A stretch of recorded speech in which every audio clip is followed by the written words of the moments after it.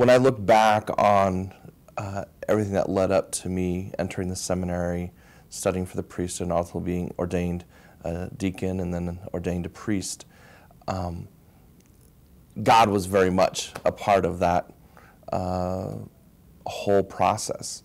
Even though I didn't always recognize that God was at work, and there was probably times where I didn't want to recognize that God was at work.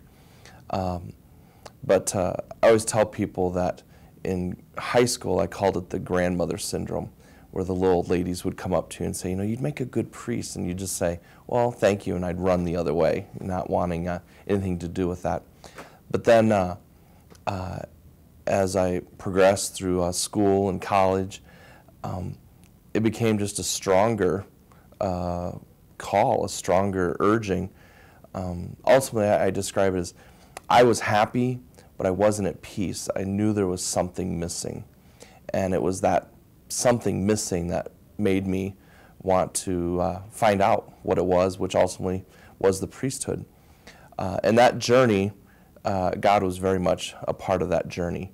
I took a year off of school, and I decided to move home, live with my parents, and just pray and try and sort things out and figure things out. And I called home, and my dad answered in his warm, compassionate German farm voice. He said, "What?" And I said, "Well, I'm going to move home for a year." And his response was, "Well, how are you going to support yourself?" And I thought I had answered that because I was moving home for a year. And so I knew I needed to find a job. Well, I found a job at my alma mater high school. It was a high school at my alma mater high school. They were looking for someone in fundraising development to raise money for the school.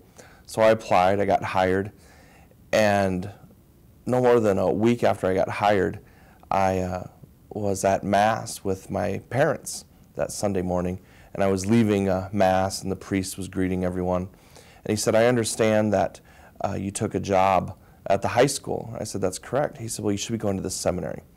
And I was like, I'm not ready for it. But I figured I had the best excuse in the world since I just took this new job. I looked at him and I said, "Well, Father, until we get another $1 million in the endowment, then I'll move on." And it was no more than maybe 3 weeks later, myself and a couple trustees are visiting with a donor. I ask him for $1 million. He says yes. The trustees are excited. It's the first $1 million gift to the school and our community. And on my end, I was like, oh my goodness, I have to go to the seminary. God had just called my bluff. So I finished up that year in the development office and entered the seminary, and I have not looked back. It's been very much, I can say, the piece that I was missing, just something that I had to find. My first day in the seminary, I was at peace. So I knew it was God's answer.